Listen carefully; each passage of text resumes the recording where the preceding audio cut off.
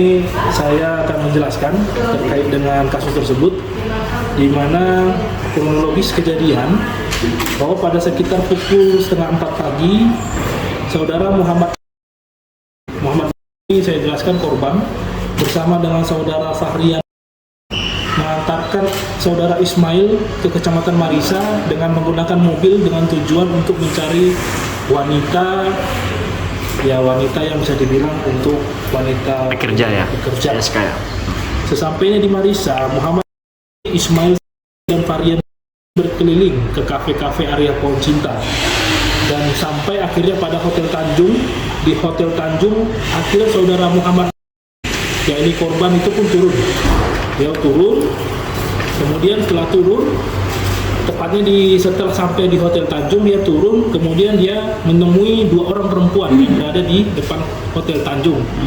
2 perempuannya atas nama Putri dan Mila, di mana pada saat itu juga ada 2 orang laki-laki lain di samping yang bersangkutan, yakni bernama Irfandi dan Muhammad.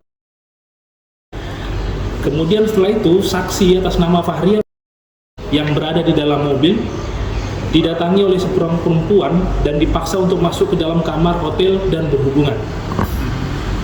Setelah berhubungan, saudara Fahrian ini dimintai uang oleh si perempuan tadi. Namun Fahrian tidak memiliki uang, sehingga perempuan yang bernama Putri langsung memukul dan menampar saudara Fahrian. Setelah melihat kejadian tersebut, Muhammad yang merupakan temannya Fahrian yang tadi saya bilang mereka bersama-sama 3 orang itu langsung turun dari mobil, kemudian langsung mencoba mengamankan saudara Fahrian yang tidak bayar tadi.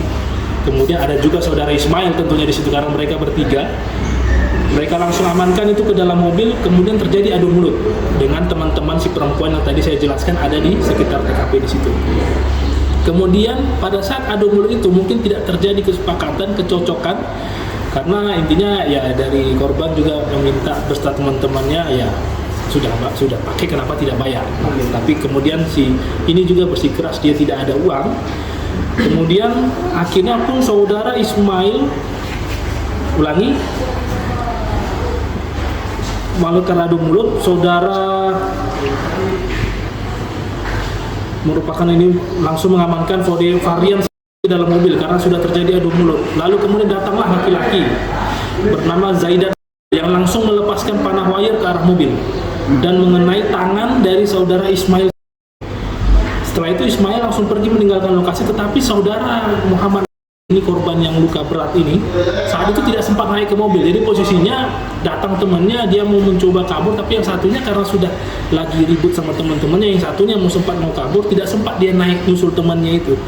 Dikejarlah sama beberapa laki-laki lain seperti Ilham, Muhammad, Irfandi, Zaidat. Kemudian akhirnya Muhammad pun terjatuh. Setelah Muhammad sendiri terjatuh, dia juga dipukul oleh beberapa laki-laki yang ada di situ. Kemudian saudara Irfandi langsung menusuk laki-laki Muhammad di bagian punggung dengan menggunakan anak panah wire.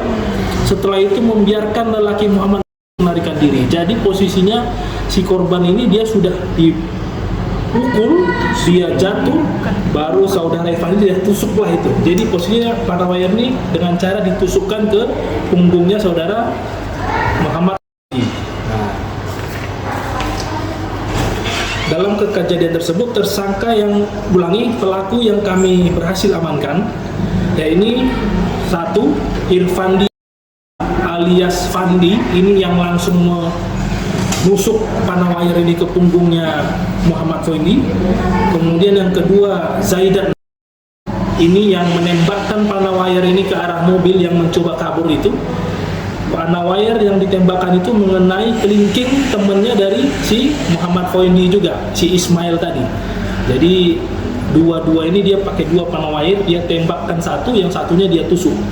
Baru yang ketiga Ilham alias Kiki, yang keempat Muhammad alias Afdal. Untuk 2 pelaku terakhir yang saya sebutkan ini, mereka ini yang ikut mengeroyok korban Muhammad Foindi, yang mereka ini temannya daripada perempuan yang ada di hotel ini.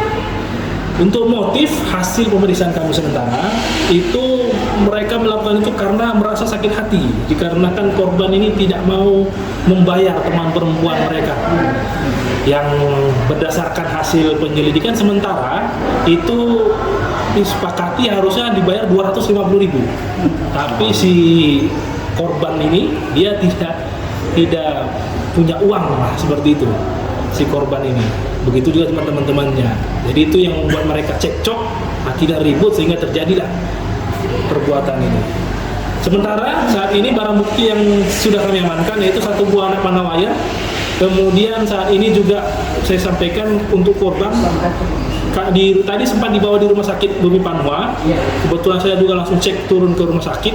Kemudian karena kondisi korban saat ini bisa dikatakan kritis sehingga dirujuklah ke rumah sakit Bualemo.